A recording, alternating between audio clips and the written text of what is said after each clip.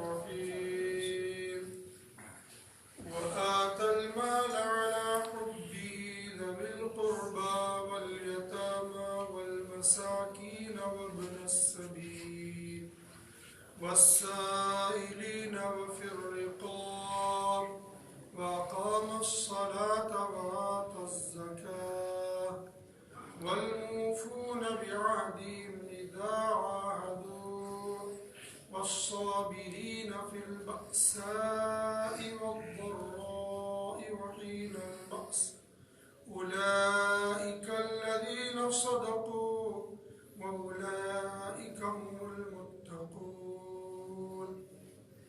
ترجمہ وآت المال اور دیتے ہیں مال کو علی حبہ اس کی محبت میں ذوی القربى رشتہ داروں کو والیتامی اور یتیموں کو والمساکین اور مسکینوں کو وابن السبیل اور مسافروں کو والسائلین اور مانگنے والوں کو وفی الرقاب اور گردن چھڑانے میں وَأَقَامَ الصَّلَاةَ اور قائم کرتے ہیں نماز کو وَآتَ الزَّكَاةَ اور دیتے ہیں زکوٰۃ وَالْمُوفُونَ بِعَهْدِهِمْ اور پورا کرتے ہیں اپنے عہد کو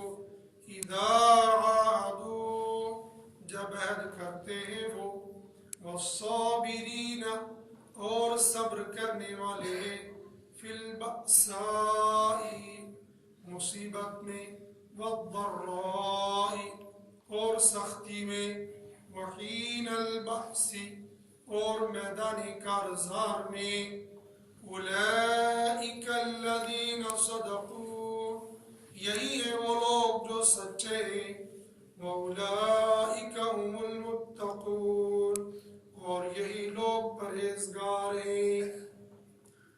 یہ سورہ بقرہ کی آیت نمبر 177 تھی، جس کی تلاوت اور ترجمہ ہم نے سنا۔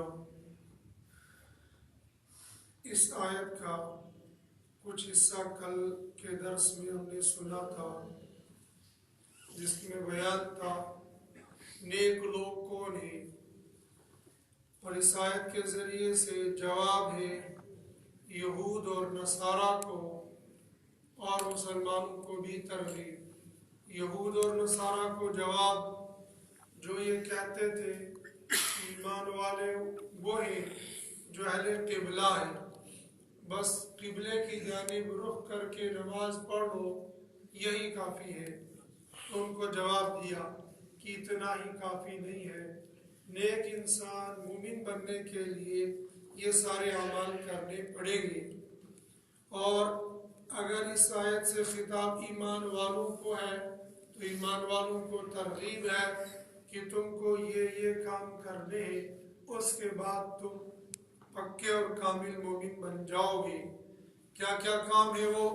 صرف قبلے کی جانب رخ کر کے نماز پڑھنا نہیں ہے، بلکہ من آمن باللہ والیوم الآخر والملائکۃ والکتب والنبیین، ایمان لائے اللہ پر، آخرت کے دن پر، ملائکہ پر، کتابوں پر، نبیوں پر، یہاں تک تو ہم نے کل کے درس میں تذکرہ سنا تھا۔ آج کے درس میں اللہ سبحانہ و تعالیٰ نے فرمایا کہ ایمان والے وہ ہیں جو اللہ پر، آخرت پر، ملائکہ پر، کتابوں پر، نبیوں پر ایمان تو لاتے ہیں، ساتھ میں یہ صفات بھی ان کے اندر ہونی چاہیے۔ کون سی؟ وَآتَ الْمَالَ اور مال دیتے ہیں، پیسہ، جائیداد، جو کچھ جس کا مطالبہ اللہ کی جانب سے آ جائے وہ اللہ کے راستے میں دے، لیکن کیوں دے؟ علی حبہ اس کی محبت میں۔ کس کی محبت میں؟ اس محبت کے 3 باتیں بیان کی ہیں۔ پہلی بات یہ کہ مال جب دے رہا ہے تو اس کو دنیا کی کوئی لالچ نہیں ہونی چاہیے، صرف اللہ کی رضا ہو، اللہ کی محبت ہو، اور اللہ کی محبت میں ہی بندہ مال لوٹاتا ہے۔ وہ مال چاہے فرضی اعتبار سے دیتا ہو، نفلی اعتبار سے دیتا ہو، وجوبی اعتبار سے دیتا ہو، جس بھی نیت سے جس بھی طریقے سے دے، اس کے سامنے اللہ کی محبت ہی ہوتی ہے۔ مثال زکوٰۃ دینے کے کا وقت آ جاتا ہے تو ایمان والا زکوٰۃ دیتا ہے تو زکوٰۃ دے گا اللہ کی رضا کے لیے۔ اگر مثال کوئی مسلمان زکوٰۃ نہیں دے رہا ہے خدا نخواستہ، تو اس کو کوئی مارتا نہیں ہے، اس کو کوئی ڈنڈا نہیں چلاتا ہے، خاص طور پر اس زمانے کے اندر۔ اور اگر زکوٰۃ دے رہا ہے تو اس کو کوئی دینے پر مجبور نہیں کر رہا ہے کہ دینی ہی دینی ہے، ہاں ترغیب دیتا ہے۔ کبھی سفیر ترغیب دے گا، کبھی مدرس ترغیب دے گا، کبھی امام صاحب ترغیب دیں گے، کبھی کوئی اپنا ساتھ ترغیب ہی دے گا، لیکن اس کو مجبور نہیں کرتا ہے بھائی کہ تم کو زکوٰۃ دینی ہی دینی ہے ورنہ ہم تمہارے خلاف FIR کٹوا دیں گے، ایسا نہیں ہے۔ تو وہ 10-20 روپیے نہیں، اللہ کے ایسے مالدار بندے بھی ہیں جو لاکھوں روپیہ زکوٰۃ دیتے ہیں، بلکہ ایسے بھی ہیں جن کو اللہ نے مال بہت زیادہ دیا ہے، وہ کروڑوں روپیہ زکوٰۃ دے دیتے ہیں۔ اگر کسی کے اوپر کروڑ روپیہ زکوٰۃ ہوگی تو وہ دے دیتا ہے۔ ایسے ہی کوئی مانگنے والا آ جاتا ہے تو اس کو دے دیتا ہے، کوئی پوچھتا بھی نہیں، کوئی تحقیق بھی نہیں، دے رہا ہے۔ کیوں دے رہا ہے؟ میرا اللہ راضی ہو جائے۔ یا کبھی یہ کہتا ہے اگر میرا یہ کام ہو گیا تو میں اللہ کے لیے اتنے یتیموں کو، اتنے مسکینوں کو، اتنے غریبوں کو میں کھانا کھلا دوں گا۔ یہ بھی اللہ کی محبت ہے۔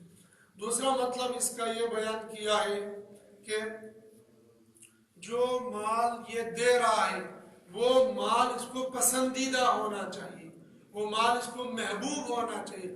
محبوب مال اللہ کے راستے میں دے دے، ایسا نہیں جو کھلو بلو ہے، جو کسی کے کام کا نہیں ہے تو مری ہوئی بکری دے دو اللہ کے نام پر کہ چلو یہ چل جائے گا، کیا جو فرڈو مال ہے کہ اب تو ہو گیا ہے، دودھ بھی لے لیا اور ہل بھی لگا لی، سارے کام ہو گئے، چلو اب اس کی قربانی کر دو۔ نہیں، ایمان والا تو بالکل تیل چھانن کاٹھس جاتا کہ یہ جو بالکل چربی ہونی چاہیے، موٹا تازہ ہونا چاہیے، میٹ بھی ہونا چاہیے۔ عام طور پر اکثر یہ ہوتا ہے کہ یہاں پر میٹ کھانے کی کسی کو تمنا نہیں ہوتی ہے، میٹ تو ملنا ہی ملنا ہے اس کو، لیکن یہ ہے کہ جب قربانی میں نے کرنی ہے تو ہٹا کٹا تازہ جانور ہونا چاہیے۔ یہ کیا مرا ہوا جانور قربان کر رہا ہوں، اکثر یہ ہوتا ہے۔ ہاں اللہ ماشاءاللہ کبھی کبھار کسی ساتھی کو کوئی جانور موٹا تازہ نہیں مل گیا، وہی مل گیا تو اس نے وہی خرید لیا، قربانی تو بہرحال کرنی تھی، لیکن شاذ و نادر ہوتا ہے۔ عام طور پر بندہ یہ کرتا ہے، خاص کر دیہاتوں میں تو دیہاتی لوگ کرتے کہ پہلے جانور خریدتے ہیں، اس کو 1-2 سال میں پالتے رہتے ہیں، اس کو کھلاتے رہتے ہیں، پھر اس کی قربانی کرتے ہیں۔ بڑے جانور کو شہر میں پالنا تو مشکل ہے، لیکن چھوٹے چھوٹے جانور کو لوگ پال لیتے ہیں، 1 سال خرید لیا، پھر اس کو کھلاتے پلاتے رہے، اور جس وقت قربانی کا نمبر آ گیا تو ماشاءاللہ ہٹا کٹا ہوتا ہے۔ تو وہ مال اللہ کے راستے میں دے دے جو اس کو محبوب ہو، جو اس کو پسند ہو۔ وہ کسی سال میں ساتھ تھے نا، اس نے سنا لن تنالوا البر حتى تنفقوا مما تحبون، نیکی تو وہ ہے کہ پسندیدہ مال اللہ کے راستے میں خرچ کر دو۔ تو وہ کھانڈ بہت کھاتا تھا، تو رات کو جب مولانا صاحب کی تقریر سنی، صبح کو تو کھانڈ کی پوری بوری لے کر آئے کہ اللہ کے راستے میں۔ تو مولانا پوچھا بھائی کس کے؟ کہ آپ نے تو تقریر کی جو پسندیدہ مال ہو اس کو اللہ کے راستے میں خرچ کرو، مجھے کھانڈ بہت پسند ہے، جیسے میں نے کھانڈ اٹھا کر دے دیا اللہ کے راستے میں۔ تو وہ ایمان کا ایک جذبہ ہوتا ہے، وہ کھانڈ ضرورت تھی نہیں ضرورت تھی، اس نے یہ نہیں دیکھا کہ اگلے کو ضرورت ہوگی، کہیں لگے گی اتنی بڑی بوری یا نہیں لگے گی، اس نے کہا میں نے صرف اللہ کے راستے میں محبوب چیز دینی چاہیے، اس نے دے دی۔ تو جو مال انسان کو محبوب ہو اس محبوب اور پسندیدہ مال کو اللہ کے راستے میں خرچ کرے۔ اور کبھی کبھی ہوتا ہے کہ تنخواہ آج ہی ملی ہے، تنخواہ ملنے کے بعد بندہ سوچتا ہے اب اس میں سے صدقہ نکالوں یا نہیں نکالوں۔ دیکھو 10,000 تنخواہ ملی ہے، اگر اس میں سے 1,000 کو میں نے نکال لیا تو میرے پاس تو 9,000 بچ جائیں گے۔ پھر کہتے ہیں نہیں، اللہ کے راستے میں دینا ہے، یہ 10,000 مجھے پسند و بہت تھے، میں نے باسکٹ کے اندر والی جیب میں رکھے تھے 1 ہفتے چھپا کے، لیکن اللہ کے دین کا تقاضا آیا، میں نے یہ غرض جس مال کا اللہ کے یہاں سے تقاضا ہو اور وہ مال مجھے پسندیدہ ہو اس مال کو دے دینا ہے۔ اور تیسری بات یہ ہے کہ مال کو دینے کے بعد پھر کوئی لالچ نہیں رکھنی ہے کہ میں اس کو یہ پیسہ دے رہا ہوں، میں یہ پیسہ دے رہا ہوں، مجھے یہاں سے کوئی چیز مل جائے گی، نہیں، اللہ کے لیے دے دیا تو ختم کر دیا، اللہ کی محبت میں دے، پسندیدہ مال دے دے، اور مال دینے کے بعد دنیا کی کوئی غرض اس کے سامنے نہیں ہونی چاہیے۔ وَآتَى الْمَالَ عَلَىٰ حُبِّهِ ذَوِي الْقُرْبَىٰ، کس کو دے دے؟ دینے کے لیے قرآن کریم نے دوسری جگہ فرمایا انما الصدقات للفقراء والمساکین والعاملین علیہا والمؤلفۃ الى آخرہ، وہ 8 طبقے بتا دیے، ان 8 لوگوں کو دے دو۔ یہاں پر سب ایک بات بیٹھی، ذوی القربا، رشتہ داروں کو دے دو۔ مفسرین نے لکھا ہے کہ ایک مال بندہ دے دیتا ہے وہ کسی غریب مسکین کو دیتا ہے، اور ایک مال وہ ہے جو اپنی ذات پر خرچ کرتا ہے، ایک مال وہ ہے جو اپنے اہل و عیال پر خرچ کرتا ہے۔ اس میں سب سے زیادہ ثواب اس مال کے خرچ کرنے پر ملے گا جو اپنے قریبی رشتہ داروں یا اہل و عیال پر خرچ کر دے۔ اہل و عیال اور رشتہ دار، اہل و عیال ہم سمجھتے ہیں جو بیوی بچے ہیں، یقیناً وہ ہے، رشتہ دار وہ ہے، بھائی ہے، تایا ہے، چچا ہے، ماموں ہے، خالو ہے، یہ رشتہ دار ہو گئے۔ اگر ان رشتہ داری میں کوئی غریب ہے، کوئی فقیر ہے، تو ان کو دینے پر بمقابلے دور کسی بھی غریب کو دینے پر، اس قریبی رشتہ دار کو دینے پر ڈبل ثواب ملے گا۔ ایک میرے ماموں، چاچو، خالو، کوئی بھی بھائی کوئی غریب ہے، اور ایک ہے کوئی بھی غریب ہے، اس کو بھی دینے میں ثواب، اس رشتہ دار کو دینے میں بھی ثواب ہے، لیکن رشتہ دار کو دینے میں ڈبل ثواب ہے اور اس کو دینے میں سنگل ثواب ہے۔ اس کو ثواب صرف غریب کی مدد کرنے پر ملے گا، اور یہاں پر ثواب ملے گا غربت پر بھی اور رشتہ داری نبھانے پر بھی ثواب ملے گا۔ اور اس میں ہمارے یہاں بہت زیادہ کوتاہی ہوتی ہے، عمومی طور پر اس میں کوتاہی ہوتی ہے۔ دور دراز لوگوں پر میں مال بہت اچھا خرچ کر لو، لیکن اڑوس پڑوس میں تحقیق کم کرتا ہوں، میرے چچا کا کیا حال ہے، میرے تایا کا کیا حال ہے، میرے بھائی کا کیا حال ہے، میرے پڑوسی کا کیا حال ہے، میرے فلاں رشتہ دار کا کیا حال ہے۔ حالانکہ بندے کو جب بھی مال دینا ہے، پہلا مرحلہ اپنے چاروں طرف دیکھ لے کہ میرے رشتہ داری میں کوئی ایسا تو نہیں ہے جو مستحق ہے۔ اور رشتہ داری کا حال یہ ہوتا ہے کہ رشتہ دار پر اپنی حالت ظاہر بہت کم کرتا ہے اور مانگتا بھی نہیں ہے، کبھی ہوتا اندر سے بالکل فقیر، لیکن رشتہ داروں کے سامنے کہتے ہیں ورنہ رشتہ داریوں واسطے چھو ذرا روزی ٹیپ ٹاپ پہ اور روزم، ورنہ کہیں گے زکوٰۃ مانگ رہا ہے۔ تو وہ کبھی کبھی ایسا ہوتا ہے، لیکن اندر کے حالات اس کے بیچارے بہت خطرناک ہوتے ہیں۔ اگر ایسا مسئلہ ہے، مثلا کبھی ایسا ہوتا ہے ایک بھائی ملازم ہے اور دوسرا بھائی نہیں ملازم ہے، وہ بیچارہ کاشتکار ہے، زمیندار ہے، اور اکثر یہ ہوتا ہے جو ٹھاٹ باٹ ہوتا ہے تو اس کے بچے بھی کم ہوتے ہیں، تو عام رشتہ دار زمیندار کے بچے بھی زیادہ ہوتے ہیں، تو اس کا خیال یہ کم کرتا ہے۔ حالانکہ اس بھائی کا زیادہ خیال رکھنا چاہیے، جو اپنے بچوں کے لیے لا رہا ہے، اس کو لانے پر، اس کو دینے پر ڈبل ثواب ملے گا۔ ثواب ملتا ہے اپنے بچوں کو دینے پر بھی، لیکن اس بھائی کے بچوں کو دینے پر ڈبل ثواب ملے گا۔ غربت کو دور کرنے کا بھی، رشتہ داری کو دور کرنے کا، جب بھی ہمیں مال خرچ کرنا ہو، چاہے 10 ہی روپیے ہو، چاہے 100 ہی روپیہ ہو، پہلا مرحلہ ہم یہ دیکھیں کہ میری رشتہ داری میں کوئی ضرورت تو نہیں ہے، میرے رشتہ دار میں بچوں کے پاس کپڑے ہیں یا نہیں۔ ابھی عید آئے گی تو عید کے موقع پر اپنے کپڑوں کا، بچوں کے کپڑوں کا میں خیال رکھتا ہوں، لیکن میرے بھائی کے بچوں کے پاس کپڑے ہیں یا نہیں ہیں بہت کم خیال رکھتا ہوں۔ خود میرے بھائی کے پاس، بھائی کا تو حال ظاہر ہوتا ہے، عام طور پر قریب ہوتا ہے، یہاں تک پتہ ہوتا ہے کہ میرے بھائی کے پاس کپڑے کے سوٹ کتنے، اور یہ خیال اس لیے رکھنا ضروری ہے کہ میں اس کی مدد کر سکوں۔ اور اگر زکوٰۃ بھی دینے لگے تو ضروری نہیں اس کو بتائیں لو میرے بھائی صاحب یہ زکوٰۃ ہے، یہ تم لے لو، نہیں، یہ میری طرف سے بچوں کے لیے عیدی ہے، تو عیدی کی کبھی پیسے کی شکل میں دے، کبھی کپڑے کی شکل میں دے، کبھی کسی اور چیز کی شکل میں دے، اس میں زیادہ ثواب ملے گا۔ اور اپنے بچوں پر بھی خرچ کرنے پر ثواب ملتا ہے. جہاں اپنے بچوں پر خیال کرے وہیں پر رشتہ داروں کا بھی خیال کرے، اور پھر جو دور ہوں گے ان کا بھی خیال کرے. تو مال کو دے دے اللہ کی محبت میں، رشتہ داروں میں. والیتاما، اور یتیموں میں. یتیم وہ ہے جس کا کوئی ہے نہیں، نہ ماں باپ ہے نہ اور کوئی ہے. والمساکین، اور مسکینوں کو دے. مسکین اس کو کہتے ہیں، مثال سمجھنے کے لیے اس زمانے کا مزدور، اس کو کہیں گے مسکین. لیکن بعض مزدور وہ ہوتے ہیں وہ بھکاری مالدار ہوتے ہیں اور ملازم کمزور ہوتے ہیں. مزدور وہ ہے کہ جو صبح کو کام پر نکلے، شام تک کام کیا، وہاں سے اجرت ملی، آ کر کھا پی کر سو گیا. بچت اس کے پاس کچھ نہیں ہے. کماتا ہے کھاتا ہے، کماتا ہے کھاتا کھلاتا ہے، خود بھی اور اس کے پاس کچھ بھی نہیں ہے. بس کمائی ہو گئی، مزدوری مل گئی تو کام بنا، اور اگر مزدوری نہیں ملی تو پھر پریشانی ملے گی. اس کو کہتے ہیں مسکین. اور بعض لوگوں نے اس کا الٹ کہا ہے کہ فقیر اس کو کہیں گے کہ جس کا کچھ گزارا چل رہا، اور مسکین اس کو کہیں گے جس کے پاس کچھ بھی نہ ہو. اور بعض نے کہا کہ فقیر وہ ہے کہ جس کے پاس کچھ بھی نہیں ہے، اور مسکین وہ ہے جس کے پاس یہ خرچہ چل رہا ہو. لیکن بہرحال اگر کچھ بھی نہیں ہے تو ڈبل مستحق ہے، لیکن اگر خالی گزارا ہی چل رہا ہے تو بھی وہ ہمارے مال کا مستحق ہے. اور بعض اس میں زکوٰۃ کے بھی مستحق ہوتے ہیں، لیکن زکوٰۃ ہمیشہ تحقیق کر کے دینی چاہیے، بغیر تحقیق کے زکوٰۃ نہیں دینی چاہیے. وجہ اس کی ہے کہ جیسے زکوٰۃ فرض ہے، ایسے ہی زکوٰۃ کا محل بھی فرض ہے. کس کو دینی ہے یہ بھی فرض ہے.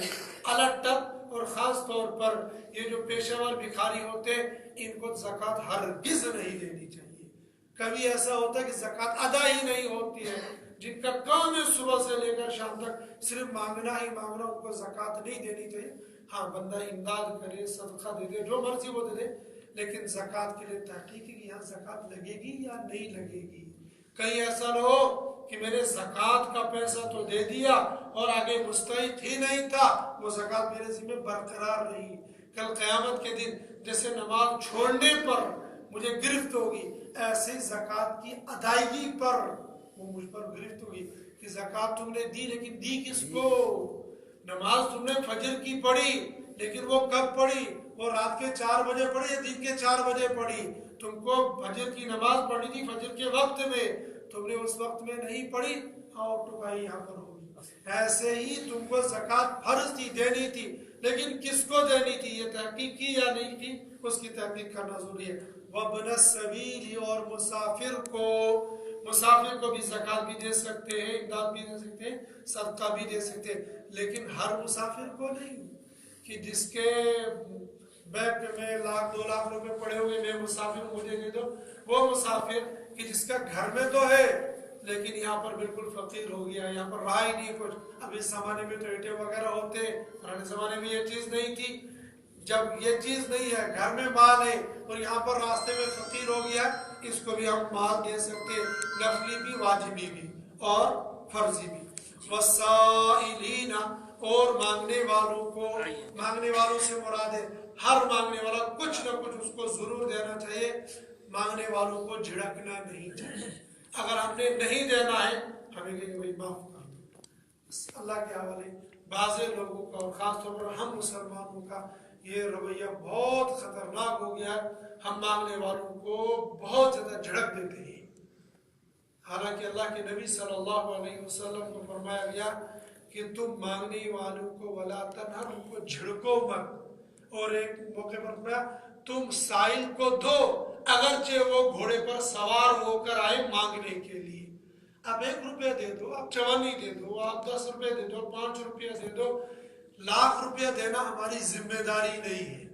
روپیہ 2 روپیہ جو ہو سکتا ہے وہ تم دے دو، لیکن سائل کو جھڑکو نہیں.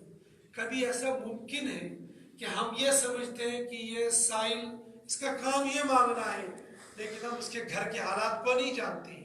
مثال وہ بیچارہ روزانہ ہماری مسجد کے دروازے پر پڑا ہوتا ہے اور گھر کے اس کے حالات ایسے بن گئے، 5-6 بچے ہیں، اہلیہ ہے، یا گھر میں کچھ ایسی بیماری ہے کہ جس کو وہ بیان نہیں کر سکتا ہے. اب وہ مانگتا رہتا ہے، اس میں اس کی دوائی بھی ہے، بال بچوں کے کپڑے بھی ہے، کھانا پینا بھی ہے، بہت ساری چیزیں ہوں گی اس کی، لہذا ہم جھڑکیں گے نہیں اس کو۔ اگر واقعی ہمدردی ہے تو تحقیق کرنی، ایسی جگہوں پر جاسوسی کرنا جائز ہے جہاں پر ہمدردی ہو، مدد کرنے کی نیت ہو، اور ذلیل کرنے کی نیت ہو پھر ایسی جاسوسی کرنا حرام ہے۔ اور اگر مدد کرنے کی نیت ہو تو غریب کی تحقیق کر لیں کسی گھر کے حالات کیسے ہیں، خاص طور پر اگر ہمارے اڑوس پڑوس میں کوئی مستورات مانگتی ہے، بہت ساری جگہوں پر مستوراتیں مانگتی رہتی ہیں تو بہت برا ہوتا ہے، اچھا نہیں لگتا ہے کہ مستورات ایمان والی مائیں میرے مائیں۔ ایسی عورتوں کے بارے میں تحقیق کرنی چاہیے، اگر ان کی کوئی ضرورت ہے تو آس پڑوس کے لوگ مل جل کر ان کے مسئلے کو حل کر لینا چاہیے۔ یہ ہمارے معاشرے کے اندر مانگنے کا جو رواج بن گیا ہے یہ کم ہونا چاہیے۔ جس کی ضرورت ہو مجبور میں ہی بندہ مانگنے کے لیے نکلے، ورنہ مانگنے کی عام عادت اور عام رواج جو بنتا چلا جا رہا، ہاں اس میں یہ دھوکہ ہو جاتا ہے، بعض ہٹے کٹے بالکل ساؤنڈ جیسے پھر رہے ہوتے اور مانگ رہے ہوتے، ہوتا کچھ نہیں، اور بعض فراڈی بھی نہیں کرتے ہیں، وہ بازو کو یوں باندھ کے رکھتے ہیں اور مانگتے رہتے ہیں، جب تحقیق کی گئی تو ہٹا کٹا، اور جب اس کی پٹائی شروع کر دی، ابھی تک لگڑا دکھ رہا تھا، جب پٹائی شروع ہو گئی ٹانگ کھول کے بھاگنے لگ گیا۔ تو ایسے جو فراڈی لوگ ہیں ان کی وجہ سے اصل مستحق بیچارے مارے جاتے ہیں۔ تو اگر ہمارے سامنے کوئی ایسا تحقیق کر کے پھر اس کو دے دے، ورنہ جو بھی آئے گا جھڑکیں گے نہیں اس کو، بغیر جھڑکے جو کچھ ہو سکتا ہے ہم اس کو دے دیں گے۔ والسائلین، اور مانگنے والوں کو دے دے، وفی الرقابی، اور مقروضین کو دے دے۔ مقروضین سے مراد ہے وہ قیدی جن کو چھڑانے میں معاوضہ لگتا ہے۔ پہلے زمانے میں ایسا ہوتا تھا کہ قید ہو جاتا تھا بندہ، پھر وہ جس نے قید کیا اس کو معاوضہ دیا جاتا، چھڑا لیا جاتا۔ اس زمانے کا قید سرکاری قیدی ہوتا ہے، تو اگر وہ سرکاری قیدی ہے تو اگر اس کو ضمانت کے لیے پیسہ چاہیے اور غریب ہے تو اس کو وہ چیز دے سکتے ہیں، لیکن ایسا نہیں کوئی مجرم ہو، اگر مجرم ہے تو پھر تو وہی ٹھیک ہے، لیکن اگر بیچارہ کسی غلطی اس کی تھی نہیں، بس وہ گھیرے میں آ گیا اور پھنس گیا بیچارہ، یا کوئی چھوٹی موٹی غلطی تھی، اب آج وہ توبہ اللہ کر رہا ہے کہ آئندہ ایسی غلطی نہیں کروں گا، میں نے کسی کو تھپڑ مار دیا تھا، تو اب اگر اس کو چھڑانے کے لیے ہمیں ضرورت پڑ گئی تو وہاں بھی دے سکتے، لیکن اصل قیدی یہاں پر وہ مراد ہے جو جنگ میں مسلمان کسی کے ہاتھ میں چلا جائے وہاں سے چھڑا لیں۔ وَأَقَامَ الصَّلَاةَ وَآتَى الزَّكَاةَ، اور ایمان والوں کی علامت یہ بھی ہے نماز کو قائم کرے، زکوٰۃ دیتا رہے۔ وَالْمُوفُونَ بِعَهْدِهِمْ إِذَا عَاهَدُوا، اور جب ایمان والا عہد کرتا ہے، وعدہ کرتا ہے، اس وعدے کو بھی نبھاتا ہے۔ وَالصَّابِرِينَ فِي الْبَأْسَاءِ وَالضَّرَّاءِ وَحِينَ الْبَأْسِ، اور صبر کرتا ہے سختی میں، مصیبت میں اور میدان کارزار میں، مگر وہ والی دنیا والی نہیں، بلکہ اس کو دینی اعتبار سے پریشانیاں آ رہی ہیں، وہ پریشانیاں جھیل رہا ہے لیکن دین کو اپنے ہاتھ سے جانے نہیں دے رہا ہے، وہ کسی بھی اعتبار سے آ سکتی ہے، ان تمام پریشانیوں کو یہ برداشت کر رہا ہے اور صبر کر رہا ہے، تو یہ بھی ایمان کی علامت ہے۔ فی البأساء والضراء وحین البأس، رب العالمین نے فرمایا، وہ لوگ کہتے خالی قبلے کی طرف نماز پڑھ لو کافی ہو جائے گا، میرے اللہ نے فرمایا نہیں، اتنا ہی کافی نہیں ہے، بلکہ اس کے لیے اللہ پر ایمان لانا، آخرت پر ایمان لانا، فرشتوں پر ایمان لانا، کتابوں پر ایمان لانا، نبیوں پر ایمان لانا، اور مال کو اللہ کے راستے میں دینا، اس کی محبت میں رشتہ داروں کو، یتیموں کو، مسکینوں کو، مسافروں کو، مانگنے والوں کو، مقروضین کو، نماز پڑھتا ہو، زکوٰۃ دیتا ہو، جب کسی سے وعدہ کرتا ہو تو وعدہ پورا کرتا ہو، اور اگر کوئی دین پر چلنے میں کوئی حالات، کوئی پریشانیاں آ جائیں گی ان پر صبر کرتا ہو، سختیوں کو جھیل لیتا ہو، تو ایسے لوگ، ایسا آدمی کیسا ہے؟ اولئک الذین صدقوا، یہی لوگ سچے ہیں، واولئک هم المتقون، اور یہی لوگ متقی اور پرہیزگار ہیں۔ اللہ پاک ہمارا شمار بھی سچوں میں اور متقی اور پرہیزگاروں میں کر دے۔ اللہ پاک ہماری توفیق نصیب فرمائے۔ وآخر دعوانا